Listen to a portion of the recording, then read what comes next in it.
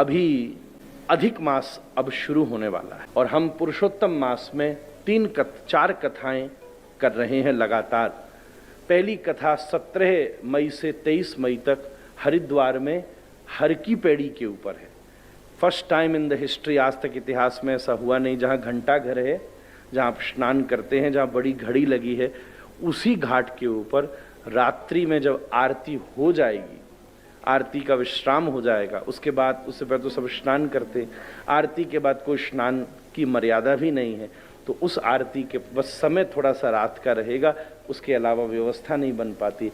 दोनों तरफ से गंगा मैया रहेंगी और वहाँ बैठकर हरिद्वार के कई कई महापुरुषों की सन्निधि भी, संतों की, हमारे सभी आत्मीय जनों की सन्निधि मिलेगी और ये दिव्य भव्य आयोजन अधिक मास में बड़े प्रेम से रोज गंगा स्नान आदि करते हुए संपन्न होगा, ऐसा सौभाग्य है।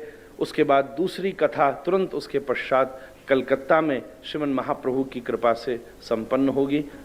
उसके बाद तीसरी कथा का क्रम वहाँ से चल करके सीधा श्री कृष्ण जन्मभूमि मथुरा, जहाँ भगवान श्री कृष्ण का प्रागट्य हुआ, जेल है वो मथुरा का जो स्थान है, वहाँ बाहर खूब खुली जगह है। हमने एक बात सुनी है, कई लोग कहते हैं, कई बड़े लोगों ने हमें बताई, बड़े बड़े अधिकारियों ने बताई, कई बड़े बड़े व्यापारी, कान पकड़ के कहूँ, ऐसा कहते कि भाई जेल का कुछ खाने के लिए मंगा लो तो भाग्य कट जाएगा। ऐसा चलन है कि भाई जेल का मंगा लो, कुछ जेल की रोटी मंगा खा लो, ये खा लो, जेल जाना हो तो नहीं जाना पड़ेगा। भाई भाग्य में जो लिखा है सो तो हो गई। फिर भी आपके मन में ऐसी कोई बात है तो मैं आपसे एक उपाय बताऊं। इस दुनिया की सबसे प्राचीनतम और सबसे समर्थवान अगर कोई जेल है तो श्री कृष्ण जन्मभूमि है महाराज। भगवान तो जन्मभूमि में, और संवैधानिक रूप से हम पुलिस वाले कई हमारे परिचित हैं, पुलिसीय व्यवस्था में श्री कृष्ण जन्म को बहुत आनंद से मनाया जाता है, क्योंकि टेक्निकली देखा जाए तो उनकी जगह और उनकी व्यवस्था में श्री कृष्ण का जन्म हुआ है। इसलिए कई जगह जन्माष्टमी का उत्सव संवैधानिक रूप से संपन्न करने की व्यवस्था है। तो ऐसे स्थान के ऊपर भी भागवत जी की सुमधुर कथा। अच्छा, उसका समय भी अलग है। हरिद्वार का समय है शाम को 7 बजे, 7:30 से लेकर 10, 10:30 बजे तक, रात में आरती के बाद ही हो सकता है। और मथुरा जन्मभूमि का समय और गजब है, वो सवेरे 5 बजे से, हाँ, वहाँ सब लोग आते, सवेरे का समय, ओ सुबह 9, 9:30, 10 बजे तक तो सब निपट गयो। दुकानदार दुकान पे गए, घर वाले घर गए, अपना काम धंधा आनंद से किया, दुनियादारी भी निपटाई। किसी को शादी तो किसी को 5 बजे तो जाना नहीं किसी की शादी में, बस केवल थोड़ा 2 घंटा जल्दी उठना है, इतना ही काम करना है। जो लेट उठे और जो सुबह ही उठे, कहीं तो पूजा पाठ ही हमारी वही कथा में करें। हर अधिक मास में वहाँ कृष्ण जन्मभूमि पर कथा की सेवा होती है। पिछले 4-5 अधिक मास हो गए, तो ये सौभाग्य। और उसके बाद फिर दिल्ली में दास को ये मंगलमयी सेवा मिली है भागवत जी की कथा की। अधिक मास में मेरी ऐसी भावना है, जो कम से कम मेरी व्यासपीठ से और गुरु परंपरा से जुड़े साधक हैं, वो प्रयास करें कि चारों की चारों पूरे अधिक मास का अनुष्ठान करें, सारी कथाओं का श्रवण करें। सौभाग्य की बात हो कि चारों जगह जिन पे अवकाश हो, बाद में पता नहीं मिले न मिले, प्रत्यक्ष रह करके सुने, उसकी व्यवस्था अपने आप करो। आप कथा सुनने पधारो, हम कुछ सहयोग कर सकेंगे तो करेंगे, अदरवाइज प्रत्यक्ष चारों में नहीं आ सकते तो आजकल तो प्रसारण का साधन बना हुआ है। घर में बैठ करके चारों सुनो और उसमें कम से कम एक स्थान पर प्रत्यक्ष रूप से आकर के आप उसका आस्वादन कीजिए, ऐसी मेरी भावना है।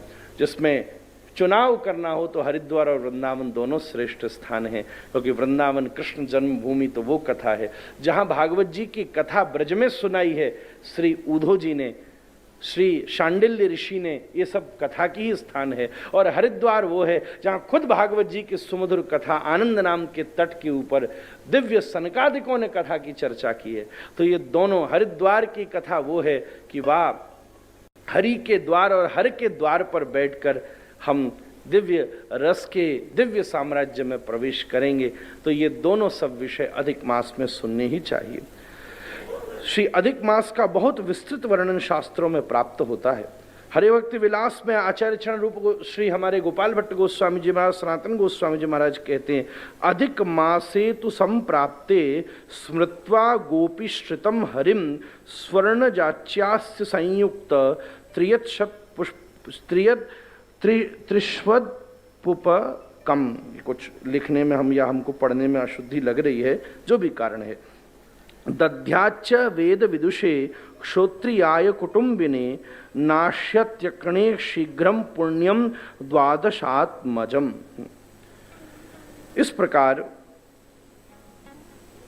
श्री गोपी के द्वारा सेवित श्री भगवान का इस अधिक मास में, मल मास जिसको कहते हैं, आचार्य चरण ने कहा उनकी अधिक मासे तो संप्राप्ति स्मृत्वा गोपी श्रुतम हरिम, गोपियों के द्वारा उपाश्रित हरि का खूब स्मरण करना चाहिए। तो गोपियों के द्वारा भगवान की किसकी सेवा हुई है? ब्रज के जितने ठाकुर हैं ये सब गोपी सेवित ही हैं। हम तो ये कहेंगे हमारे लिए सबसे सब कुछ श्री राधा रमण लाल है महाराज। तो नित्य श्री राधा रमण लाल जी का आप स्मरण कीजिए। इसमें प्राप्त होने वाले अधिक मास में किया जाने वाला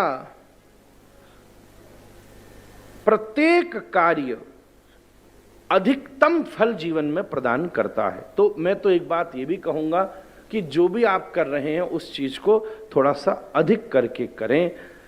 एक सुंदर मन में और विचार आता है, जो विशेष साधक हैं वो अधिक मास के समय पूरा एक मास पर्यंत किसी तीर्थ या कथा के आश्रय में रहकर अगर अपने गुरुमंत्र का पुरुषरण कर लें तो इससे सर्वश्रेष्ठ कोई बात नहीं हो सकती। दूसरा एक विकल्प हमारे हृदय में आता है, क्योंकि गोपी आश्रित भगवान की सेवा करनी है। अगर नित्य आप भागवत जी के 12 अध्याय का पाठ करेंगे जिसमें 1 से 1.5 घंटे का समय लगता है, तो पूरे महीने में आप श्रीमद् भागवत जी का पाठ कर सकते हैं। तो मैं अपने वैष्णवों को ये 2 परामर्श देना चाहता हूँ कि आप इस अधिक मास के समय कथा सुने, दूसरा आप अपने गुरु मंत्र का पुरुषण करने का प्रयास कर लें, और तीसरा नित्य 12 अध्याय भागवत जी के पढ़ेंगे तो पूरा मास पारायण आपके द्वारा संपन्न हो सकता है। ये तीनों विकल्प के द्वारा अधिक मास में हम अधिकतम सेवा करें, सब कुछ अधिक करें।